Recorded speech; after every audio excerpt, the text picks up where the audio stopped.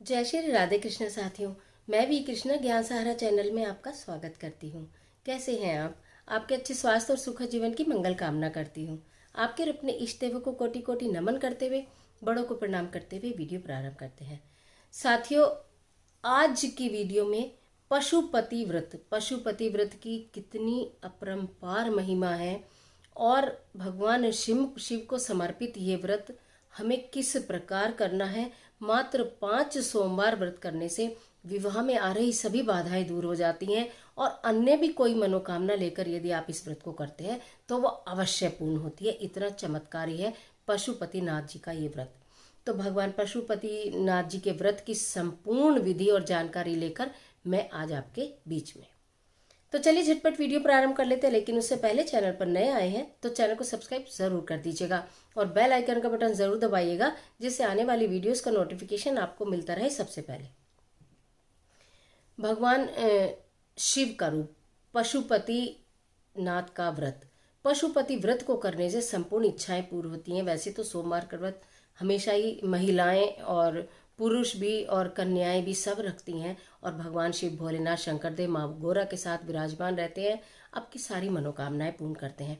पशुपति व्रत की बहुत महिमा है। आप में से बहुत सारे लोग जो नेपाल के साइड रहते होंगे, उन्होंने शायद उनका कहीं कभी जाना भी हुआ हो, आपने वो मंदिर देखा हो पशुपतिनाथ जी का। 4 मुखी शिव जी का वहाँ शिवलिंग है जो 4 धामों की ओर संकेत करता है। एक बहुत रमणीय स्थल है, एक बिल्कुल शांति वाला स्थल है जहाँ योगी लोग अपनी साधना आराधना भी किया करते हैं। नेपाल में स्थित यह एक तीर्थ स्थल भी है जो 12 ज्योतिर्लिंगों में से एक है। एक बार जाने का अवसर प्राप्त हुआ, कभी आपको हो तो अवश्य जाइएगा। आज भी वो छवि हमारे दिमाग में है और पशुपति जी के व्रत के बारे में मैं जानकारी देने जा रही हूँ। आप किसी भी मनोकामना के लिए करिए। विवाह में कितनी भी कठिन समस्या आ रही हो, लेकिन इस व्रत को करने से मान्यता ये है कि वो दूर हो जाती है। सर्वप्रथम मैं आपको ये बताना चाहूंगी कि इस व्रत को किन नियमों के साथ करना है। 5 सोमवार इन व्रतों को करना होता है और इस व्रत में नियम ये है, आप किसी भी सोमवार से इसको प्रारंभ कर सकते हैं।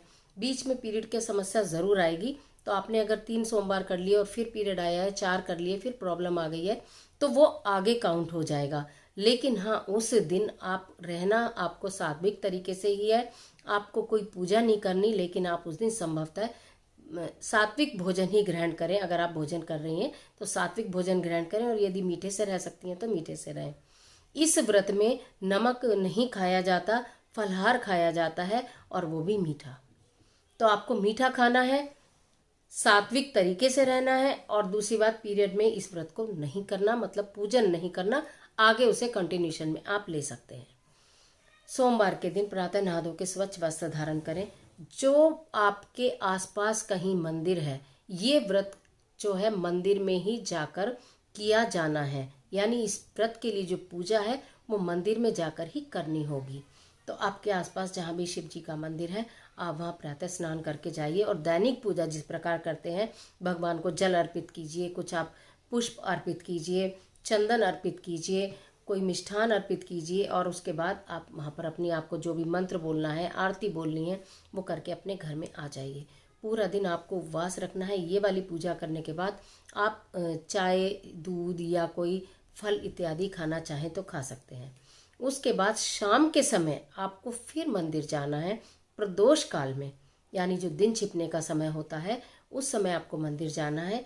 एक थाली आपको लेनी है, उसके अंदर जो आपने फलहार बनाया है वो आपको मीठा जो भी कुछ आपने बनाया है वो आपको लेकर जाना है। 6 दीपक आपको लेकर जाने हैं, देसी घी के, और माचिस लेकर जानी है। ये सामान लेकर आपको शिव जी के मंदिर में फिर जाना है शाम को। वहाँ पर आपको 5 दीपक जला देने हैं। घर से आपको दीपक जलाकर नहीं ले जाने हैं। वहाँ पर 5 दीपक आप भगवान शिव के सम्मुख जला देंगे और जो फलहार आप लेकर गए हैं उसके 4 हिस्से कर लीजिए। 3 हिस्से वहाँ पर भगवान शिव को अर्पित करके आइए, एक हिस्सा अपनी थाली में रहने दीजिए। उसके बाद आप लेके आइए आपकी थाली में बचा एक हिस्सा फलहार का और एक दीपक बिना जला। जो आप 6 लगे थे, 5 आप जलाकर एक वापस आए। फिर आप जब उसे लेकर अपने घर में प्रवेश करते हैं तो आपके घर के राइट हैंड साइड पर जो जगह है, जब जिधर से आप एंटर करेंगे उधर जो राइट हैंड साइड पड़ेगी, उस पर आपको वो दीपक वहाँ पर जला देना है बाहर। उसके बाद आपको घर के अंदर प्रवेश करना है। फिर आप अपना व्रत खोलेंगे, आरती करेंगे घर में आके, मंदिर में अगर आप करते हैं दैनिक पूजा, संध्या पूजा जो करते हैं, उसके पश्चात आप जब फलाहार करने बैठेंगे यानी अपना व्रत खोलने बैठेंगे, तो सबसे पहले जो आप एक भोग वापस लेकर आए हैं भगवान शिव के मंदिर से अपनी थाली में, पहले वो खाएंगे। उसके बाद आपको दूसरा फलाहार जो भी आपने बनाया है वही खाना है, मीठा ही खाना है, फलाहार ही खाना है। इस व्रत में अन्न नहीं खाया जाता। इस तरह से आप 4 सोमवार कर लीजिएगा। जब 5वां सोमवार आएगा, वो सोमवार आपका उद्यापन होता है।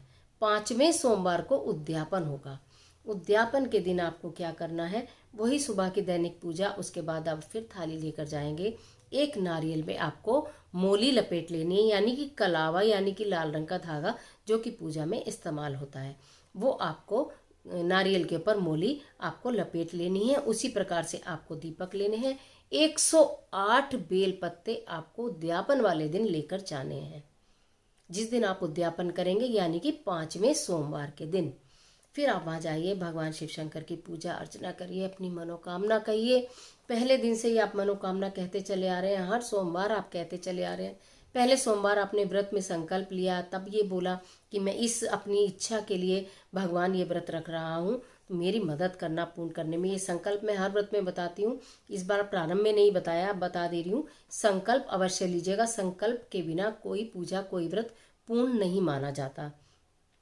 पहले सोमवार को संकल्प लेना है, हर सोमवार को संकल्प लेने की आवश्यकता नहीं होती है। जिस दिन पहली बार आप प्रारंभ कर रहे हैं, उस दिन आप संकल्प लीजिए कि मैं इस मनोकामना के लिए इस व्रत को प्रारंभ कर रहा हूँ या कर रही हूँ। हे भोलेनाथ, शंकर देव, देव आदि देव, मेरे इस व्रत को पूर्ण करने में मेरी मदद करना। इस तरह से आपने ये 4 व्रत पूरे करके 5वें में जब उद्यापन किया, फिर आपने अपनी मनोकामना कही। अपनी गलतियों की कान पकड़कर माफ़ी ज़रूर मांगनी चाहिए, भगवान के समक्ष हाथ जोड़कर माफ़ी मांगनी चाहिए, नतमस्तक होकर माफ़ी मांगनी चाहिए कि कहीं भूले से हमसे कुछ भूल हो गई हो तो हे ईश्वर हमें क्षमा करना। इस तरह से करते हुए आप फिर अपने घर में वहाँ पर नारियल, वो मोली वाला नारियल चढ़ाएंगे। 108 पत्ते शिवलिंग पर चढ़ाएंगे। भगवान ओम नमः शिवाय, ओम नमः शिवाय, ओम नमः शिवाय कहते कहते आप वो चढ़ाएंगे। 5 दीपक लगाएंगे और वो एक फलाहार का हिस्सा और एक दीपक लेकर अपने घर आएंगे। दीपक राइट हैंड साइड में घर के बाहर ही जला देंगे, दीवार के पास, और आकर अपना उससे व्रत खोलेंगे।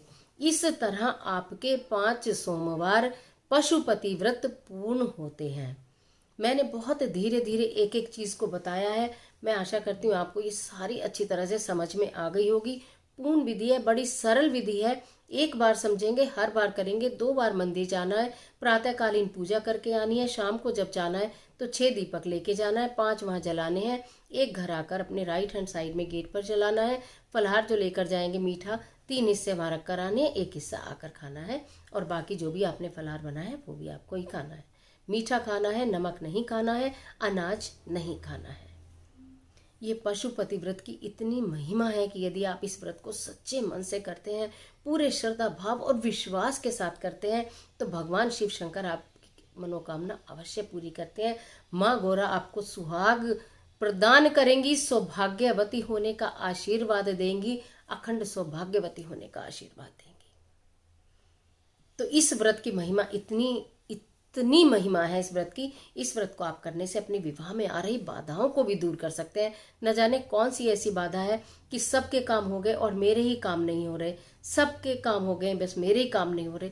कभी कभी काम होने में थोड़ा समय लग जाता है, तो थोड़ा धैर्य और धीरज बनाए रखें। निराश बिल्कुल ना हो, अपने पास नेगेटिविटी बिल्कुल मत आने दें। हमेशा पॉजिटिव रहें, अच्छा सोचें।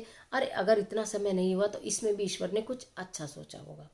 उसके ऊपर छोड़ दो, सब कुछ उसके ऊपर छोड़ दो, बिल्कुल छोड़ दो। मैं हमेशा आपको बताती हूँ, बिल्कुल नादान बच्चे बन जाओ, हर कुछ उसके ऊपर छोड़ दो। जब भी करने वाला राम, करवाने वाला राम। हमारा तो है क्या काम, सब कुछ उसी के हाथ में है, उसी की मर्जी से होगा। उसी को मना लो, उसी को पूज लो, उसी से ही अपनी बात कह दो, वो ही पूरी करेंगे। तो इजाजत दीजिए, आज के लिए इतना ही। आशा करती हूँ ये पशुपति व्रत वाली वीडियो आपके लिए निश्चित बहुत उपयोगी साबित होगी। मिलती हूँ एक और बहुत अच्छी वीडियो के साथ। तब तक हंसते रहिए, मुस्कुराते रहिए। वीडियो अच्छी लगे लाइक कीजिए, कमेंट बॉक्स में हर हर महादेव लिखना बिल्कुल मत भूलिएगा। ईश्वर आपकी मदद